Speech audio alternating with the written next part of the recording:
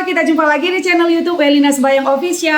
Halo teman-teman, kita kembali lanjut pembahasan soal-soal Ukom, P3K dan juga SKB Kebidanan. Nah, kali ini pembahasan kita adalah tentang kenaikan berat badan selama hamil sesuai dengan IMT ataupun indeks massa tubuh ataupun BMI ya, Body Mass Index. Kita akan lakukan pembahasannya secara langsung dan bagaimana cara perhitungan IMT kita, apakah termasuk kategori kurang, normal atau berlebih. Kita langsung saja lanjut mulai soal nomor 1. Seorang perempuan, grafida 1, partus 0, abortus 0, hamil 32 minggu, datang ke praktek mandiri bidan melakukan kunjungan rutin yaitu pemeriksaan kehamilan. Nah, hasil pemeriksaan tekanan darah 120/70, nadi 80 kali per menit, pernapasan 20 kali per menit, suhunya 36,5 derajat Celcius, tinggi fundus uteri 30 cm, DJJ 146 kali per menit teratur. Berat badan sebelum hamil adalah 50 kg, tinggi badan 153 cm.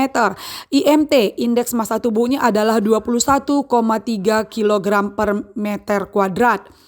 Nah, di sini langsung kita lihat ya bahwa pada soal ini sudah dicantumkan IMT-nya. Nah, akan berbeda lagi nanti kalau misalnya pada soal tidak diketahui IMT-nya, baru kita harus mencari IMT-nya terlebih dahulu.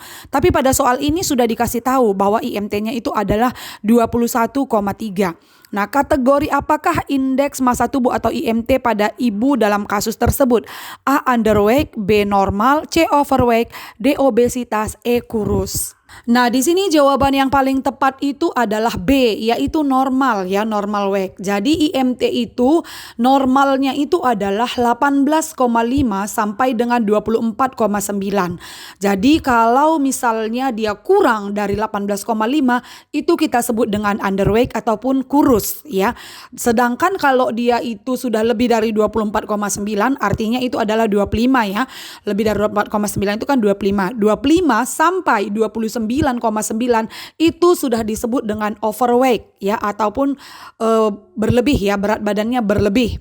Nah, sedangkan obesitas itu kalau IMT-nya itu sudah lebih dari 30 ya, 30 kg per meter kuadrat. Jadi nanti untuk soal berikutnya kita akan melihat bagaimana cara perhitungan IMT. Nah, jadi yang pertama sekali kita harus tahu dulu batasan kapan IMT seseorang itu kita sebut dengan normal dan kurang ya, dan juga berlebih ataupun obesitas ya.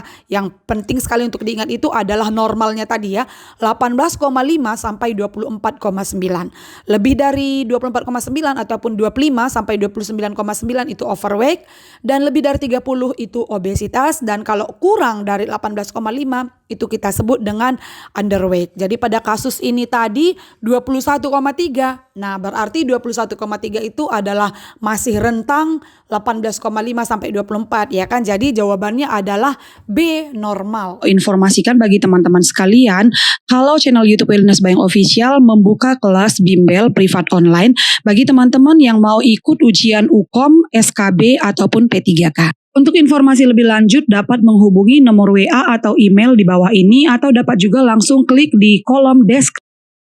Oke, soal nomor 2, seorang perempuan grafida 1, partus 0, abortus 0, hamil 32 minggu, datang ke praktek mandiri bidan melakukan kunjungan rutin pemeriksaan kehamilan. Hasil pemeriksaan tekanan darah 120/70, nadi 80, pernapasan 20, suhu 36,5, TFU 30 cm, DJJ 140 kali per menit teratur.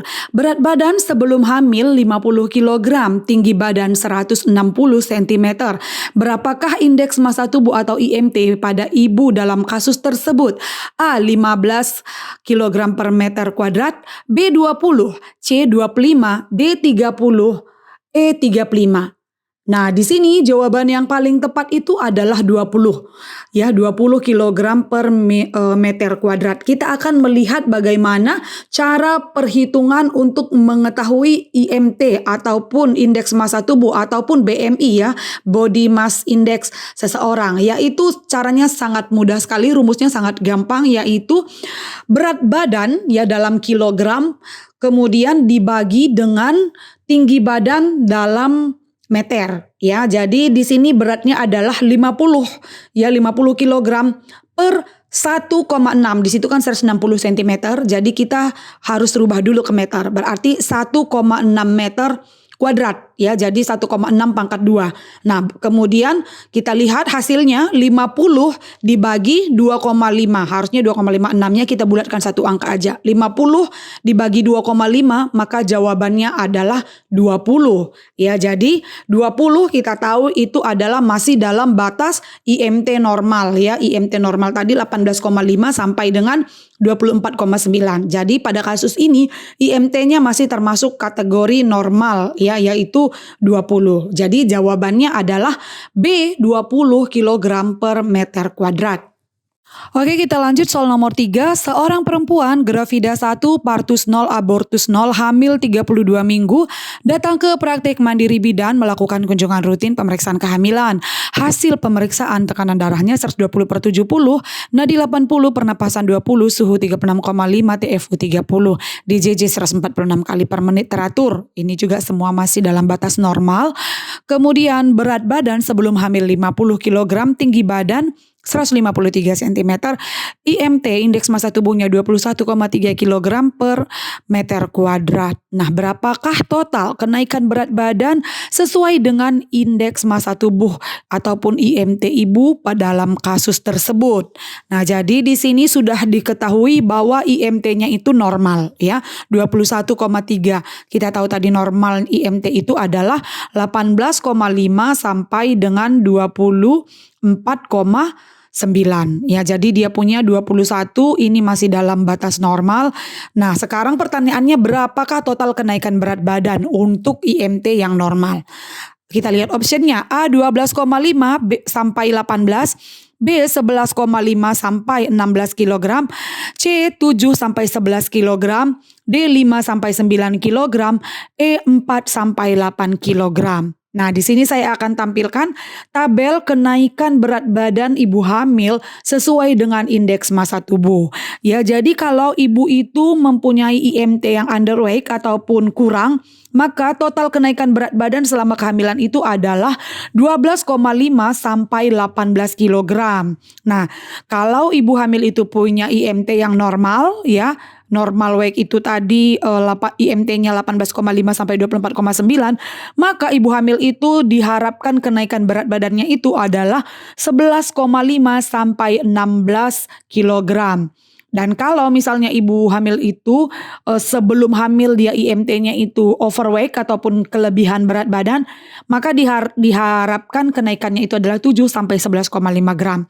Dan kalau obesitas dia diharapkan cukup kenaikannya itu adalah 5 sampai 9 kg saja.